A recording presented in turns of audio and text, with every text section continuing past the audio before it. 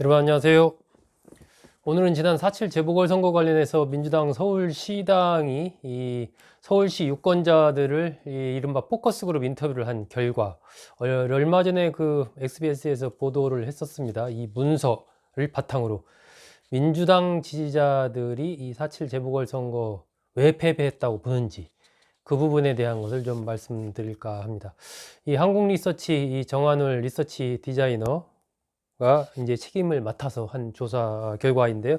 일단 선거 패인 진단과 관련해서는 이 정권 심판론이 작동을 했다. 그러면서 윤석열 총장의 사퇴와 LH 사건 등이 터지면서 여당 심판론이 확산했다. 이렇게 진단을 했습니다.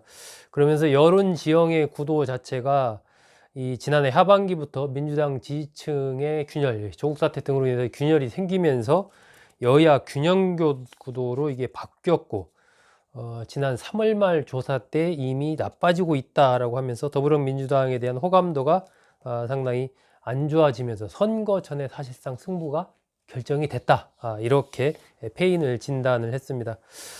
조금 더 이제 자세히 살펴보면 잔류민주층, 여전히 민주당을 지지하는 계층에서의 평가를 이제 선거 패인을 뭐 긍정, 부정 두 가지로 봤을 때, 이 우호적인 시각이 여전히 유지되는 긍정 부분을 빼고 부정에서 본다면 외부적인 요인 때문이다. 결국 뭐 검찰이라든지 야당이라든지 언론이라든지 이런 것 때문이다 라고 보는 층이 있고, 아니다, 내부적인 요인이다, 대통령의 리더십이라든지 정책에 있어서의 실패 이런 것들 때문이다 라고 보는 측면이 있고, 내부적인 요인이라고 하더라도 그게 아니고 민주당이 제 역할을 못해서 진 것이다, 이렇게 이제 보는 좀 다양한 이 잔류민주층 내부에서도 이 현재 이 대통령이나 선거 패인을 보는 시각이 상당히 좀 다양하게 나타나고 있다라고 이렇게 분석을 했습니다. 이슈적으로 봤을 때는 이제 부정평가, 부동산이라든지 LH 사건, 또 박원순 시장의 성추행 의혹 등에 대해서 여전히 민주당을 지지한 잔류민주층 내에서도 상당히 이제 부정적인 평가가 많다.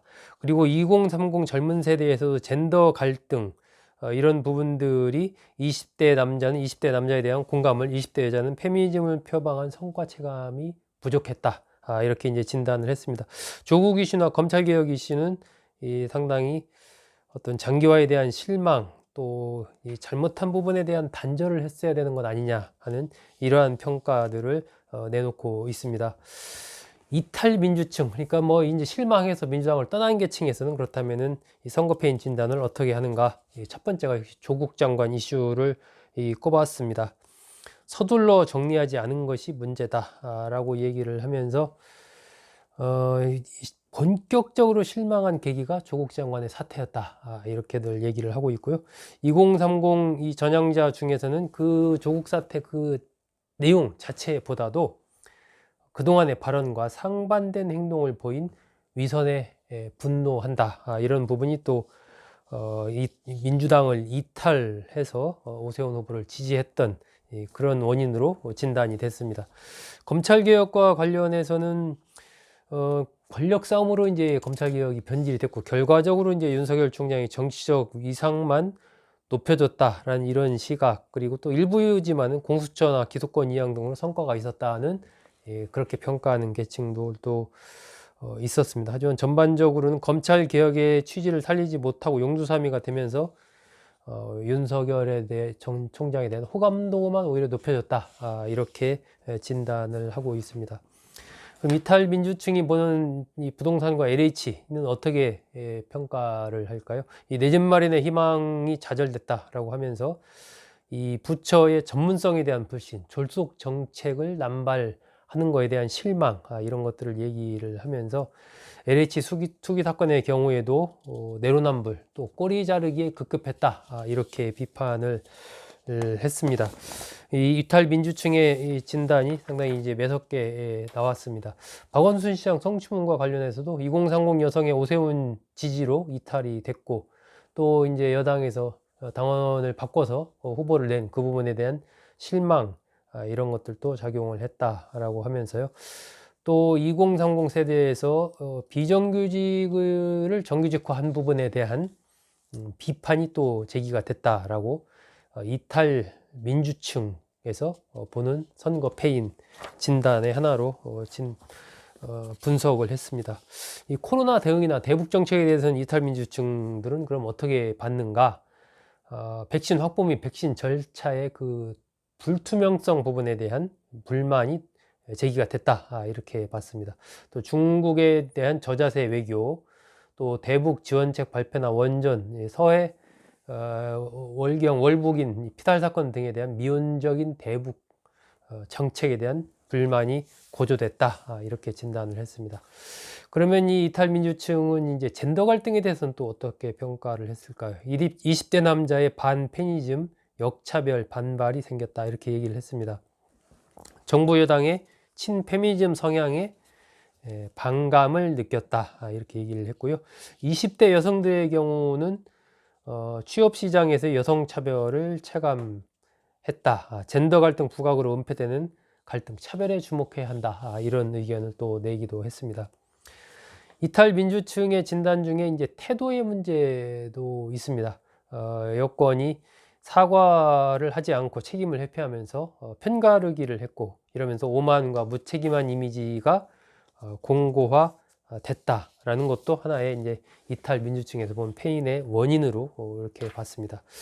그렇다면 이 보궐선거가 대선의 전추전이냐, 이런 부분에 대해서는 어떻게 볼 것인가? 일단은 일시적인 단기 선택으로 보는 게 좀 많다. 하지만 더불어민주당이 어떤 전체적으로 지지층을 다 복원할 가능성, 이거 상당히 좀 어렵다. 이렇게 진단을 했습니다. 그러면서 이제 이재명, 윤석열 두 대선 주자에 대한 기대로 이것이 좀 바뀌고 있다라고 이렇게 평가를 했습니다. 기존의 민주당 내에서 어떤 새로운 리더십이 생기기는 상당히 쉽지 않다. 그래서 그 새로운 인물로 이재명, 윤석열로 옮겨가고 있다라는 것이죠.